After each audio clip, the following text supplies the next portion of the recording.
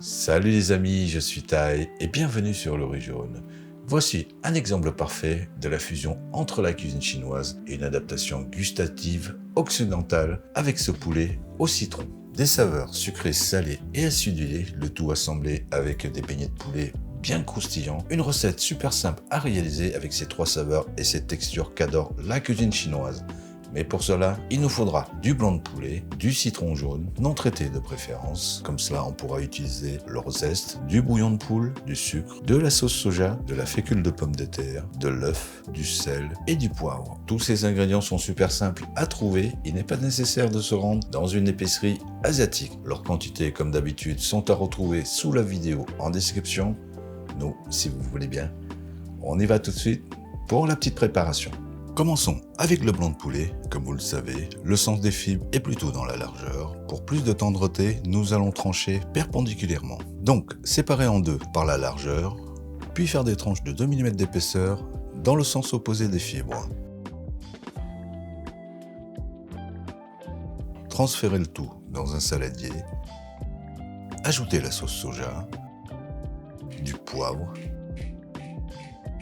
un œuf, puis bien mélanger et réserver au frais pour une petite trentaine de minutes. Pendant ce temps, récupérez les zestes d'un demi-citron. Retirez ensuite un maximum de zeste, la partie blanche qui est amère, puis les couper en de fines juliennes.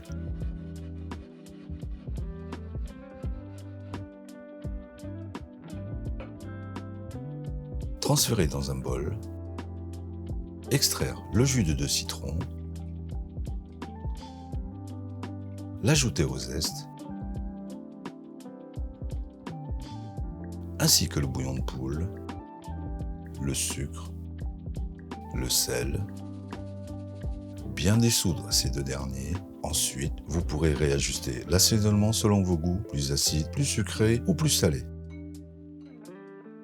On passe ensuite à la cuisson. Panez les tranches de poulet de fécule de pomme de terre, à défaut de la maïzena. Ensuite les frire dans un bain d'huile à 170 degrés par petite quantité pour que la température de l'huile ne baisse pas trop et laisser dorer 6 à 7 minutes, puis on les retire. Et si vous voulez que cela soit plus croustillant, vous pourrez toujours les plonger pour un deuxième bain à 190 degrés pour 2 à 3 minutes. Ensuite, on pourra dresser de deux façons. D'abord sur une assiette que l'on va arroser de sauce. Ou la deuxième, dans un bol avec un pot de sauce à part. En parlant de sauce, nous allons faire bouillir celle-ci pendant 2 minutes. Mélangez 2 cuillères à café de fécule de pomme de terre avec un peu d'eau. L'ajouter à la sauce pour l'épaissir. Et lorsque cela a pris une bonne texture, nappez généreusement les tranches de poulet pour la version 1, ou alors versez cette sauce dans un ramequin ou dans un pot comme ici pour la version 2. Et pour terminer, parsemez de quelques graines de sésame toastées et de rondelles de cébette.